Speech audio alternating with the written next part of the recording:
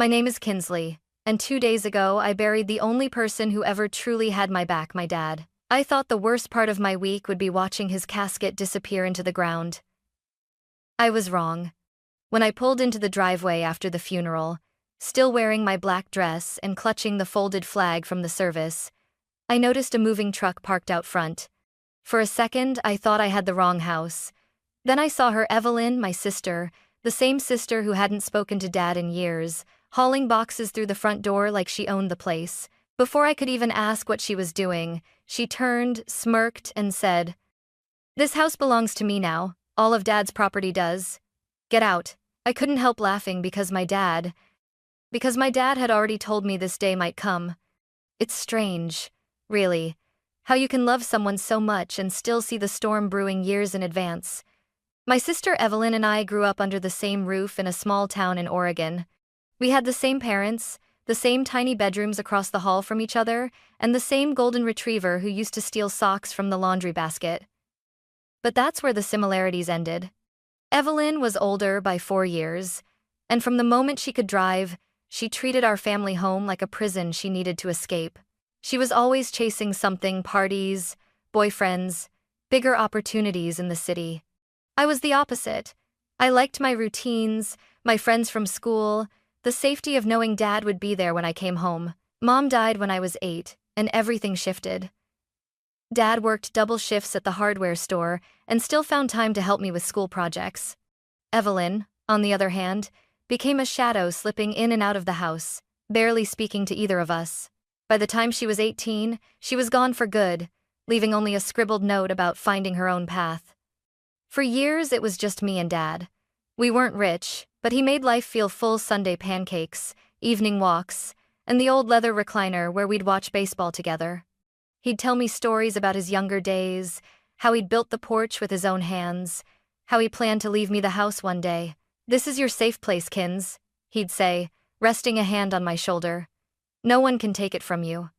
I believed him, but there was always this unspoken unless Evelyn came back, unless she decided she was entitled to something she'd long abandoned. Dad never spoke badly about her, but I could see the worry etched into his face whenever her name came up. The last time Evelyn visited while Dad was alive was 5 years ago.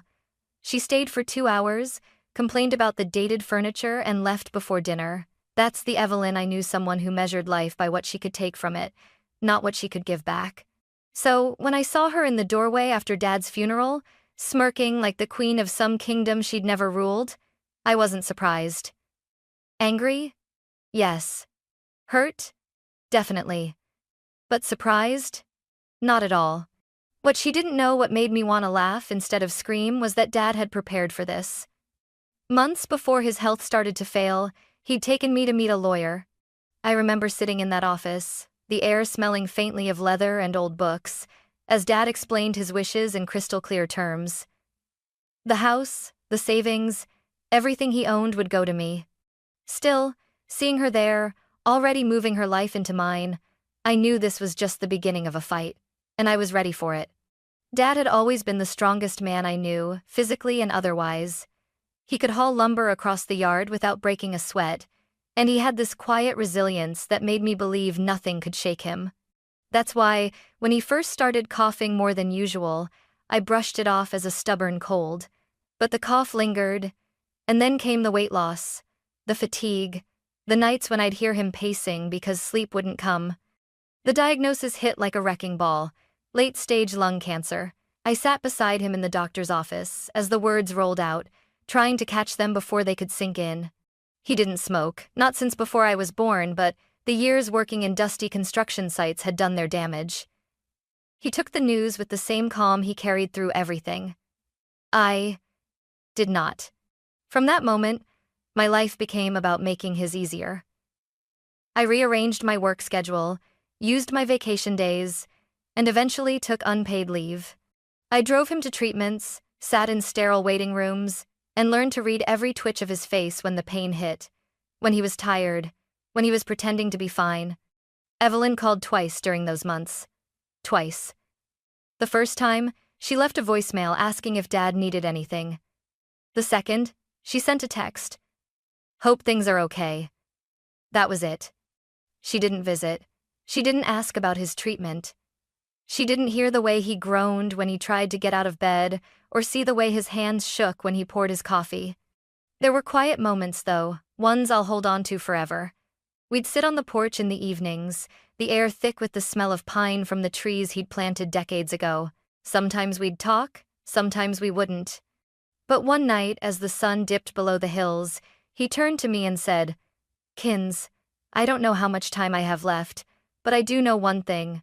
I want you to have this house. I built it for our family, and you're the only one who's treated it like home." That was the night he told me about the lawyer. About the will. About making sure there was no loophole Evelyn could use to take it from me. His voice was steady, but his eyes glistened. As the months passed, his world grew smaller. Doctor's visits, the bedroom, the porch when the weather was good. I learned to cook his favorite meals even when he barely touched them. I read to him when his eyes got too tired.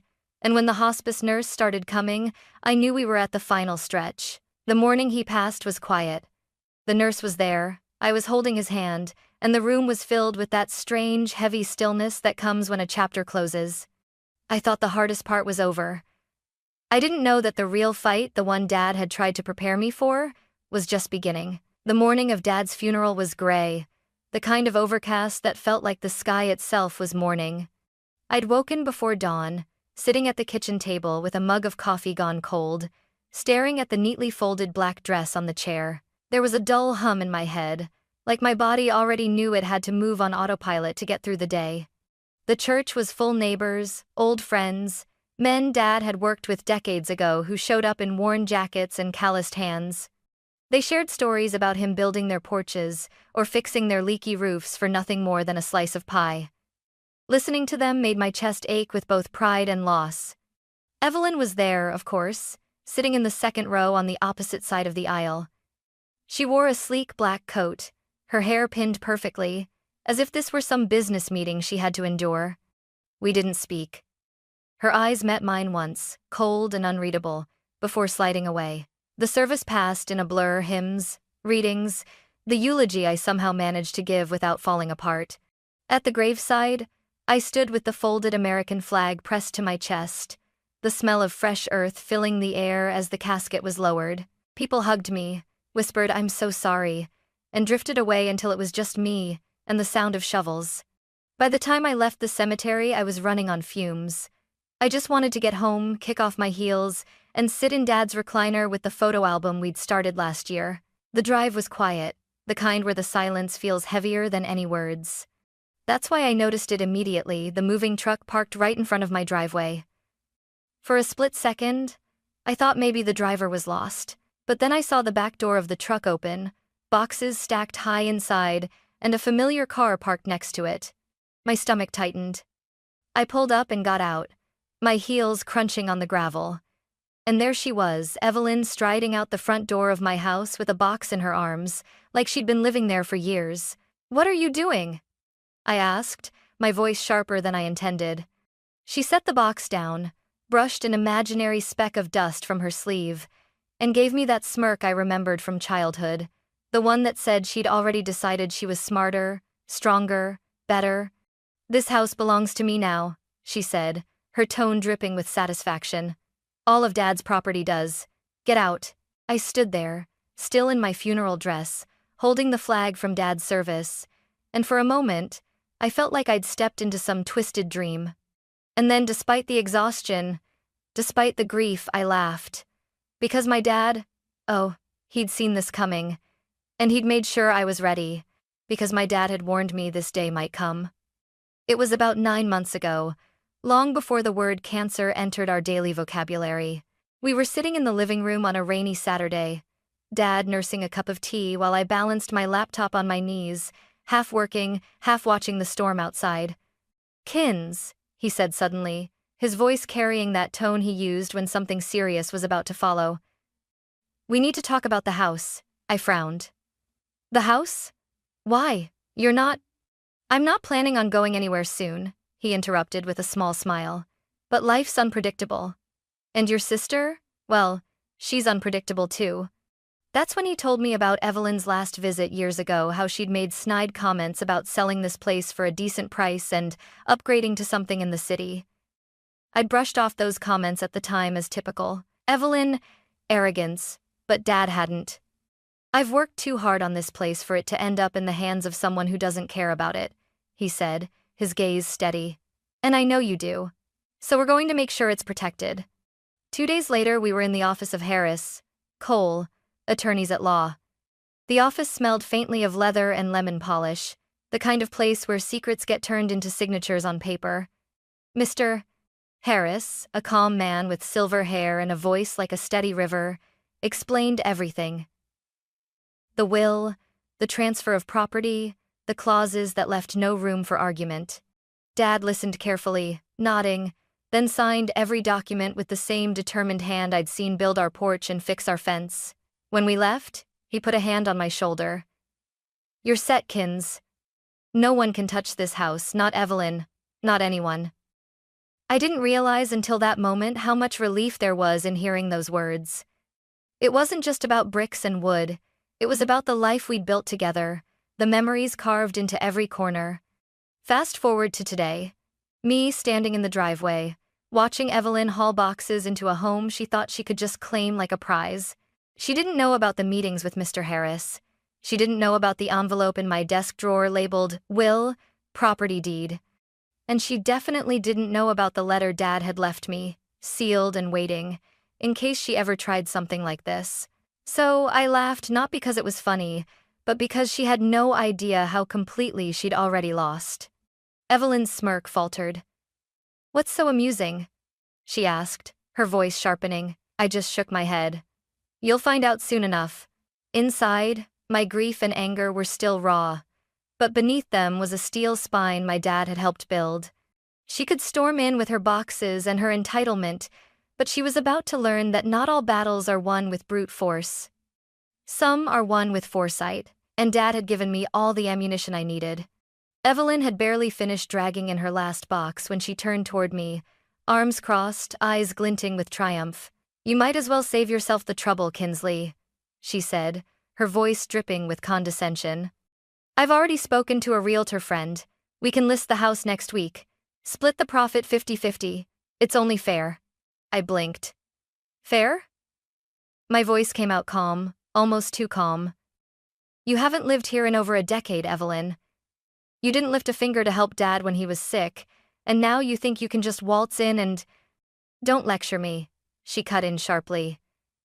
"You've always been Dad's little favorite. Well, newsflash, favoritism doesn't change the law. As his eldest child, I'm entitled to half of everything." I almost pitied her in that moment. Almost. "You're wrong," I said simply. Her eyes narrowed. "Excuse me?" I walked past her, heels clicking on the hardwood, and pulled open the drawer of Dad's old desk.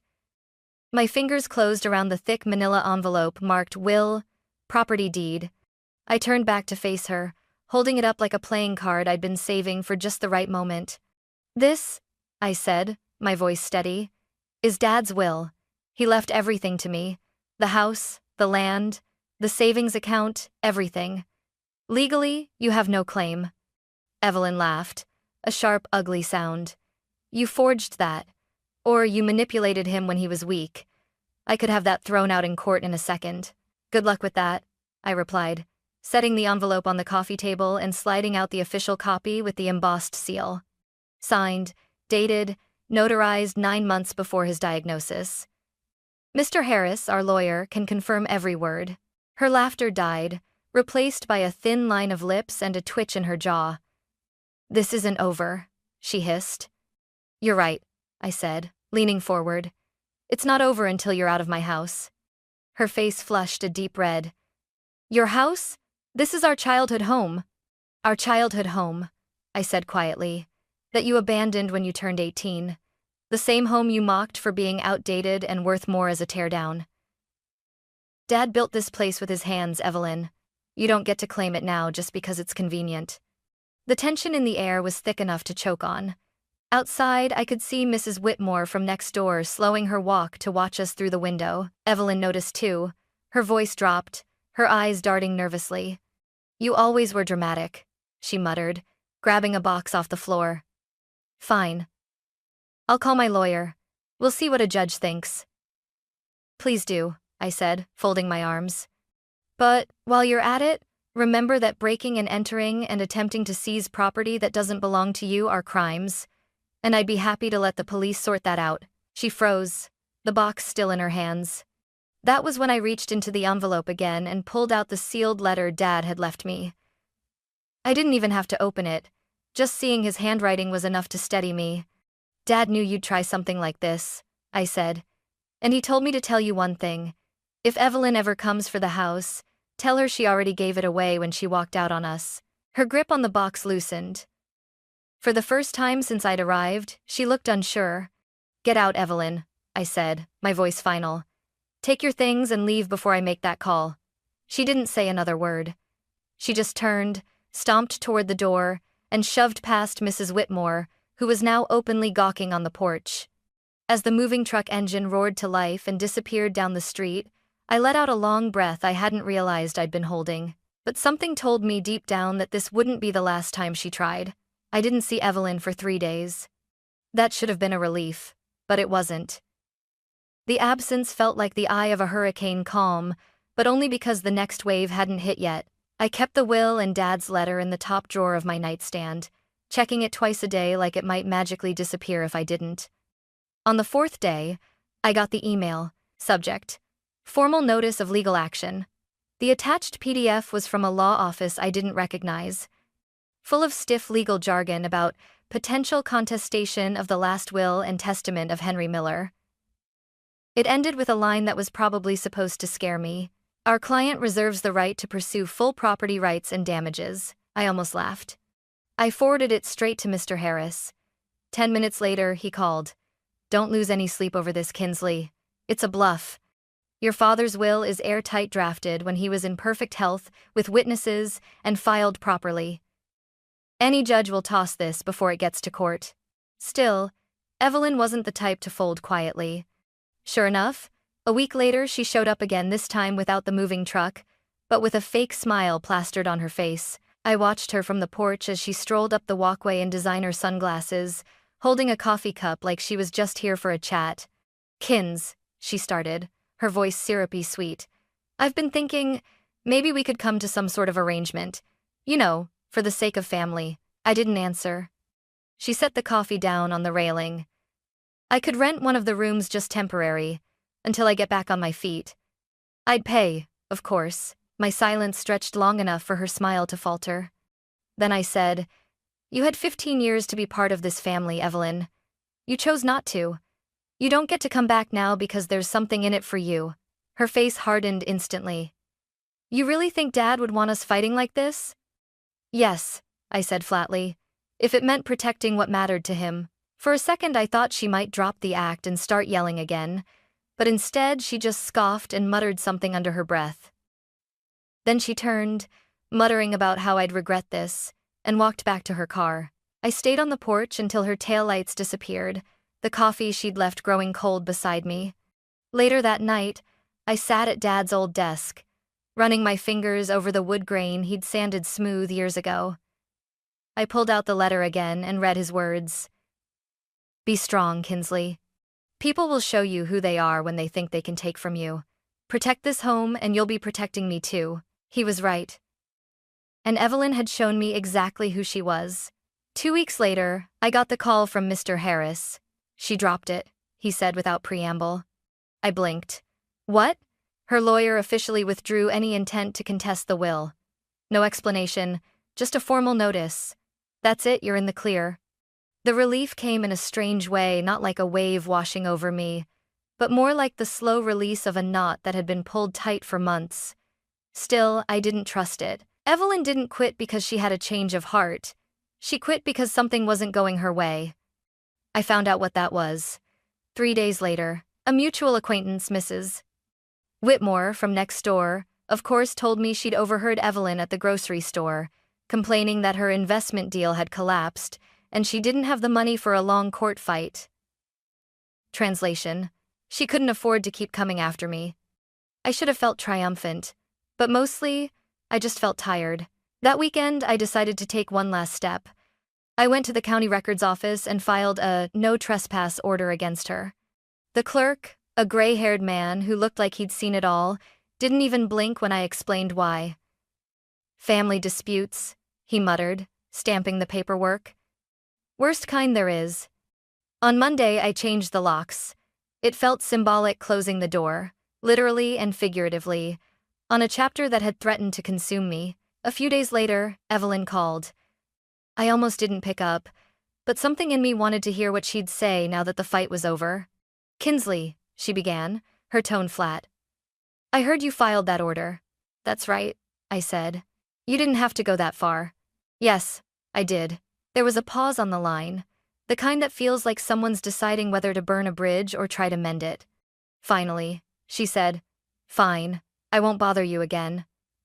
Then she hung up. It wasn't an apology. It wasn't closure, either.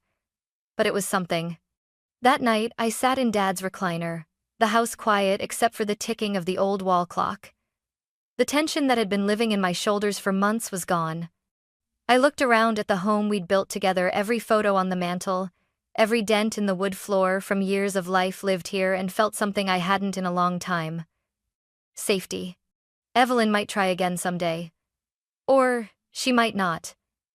Either way, I was ready. Dad had made sure of it, and this time, the front door was locked for good. A week after the last phone call with Evelyn, I woke up to the kind of morning Dad would have loved. The sun was pouring through the kitchen windows, and the air smelled faintly of pine from the backyard trees. For the first time in months, I wasn't bracing myself for the next confrontation. I made coffee in the old percolator Dad had used every morning. The gentle gurgle of it brewing felt like a familiar heartbeat in the quiet house. I carried the mug to the porch and settled into the rocking chair he'd built back when I was a teenager. The garden needed work, winter had left it ragged, but even the weeds didn't bother me. This was still our home, still standing, still ours. I thought about the letter he'd left me, folded neatly in that envelope. I'd read it so many times I knew the words by heart, but I pulled it out anyway. Kinsley, it began in his steady handwriting. If you're reading this, it means I'm gone. I hope you know that I trust you not just with this house, but with our memories. You'll have to be strong, because there will always be people who think they can take what they didn't earn. But this home is more than wood and walls. It's you. It's us. Keep it safe. I folded it back carefully, holding it against my chest. It struck me then that this house wasn't just about ownership or property rights. It was about the life we'd built together. The Sunday pancakes, the porch talks at sunset, the quiet moments that didn't need words. Evelyn had wanted to turn it into cash. I wanted to keep it alive.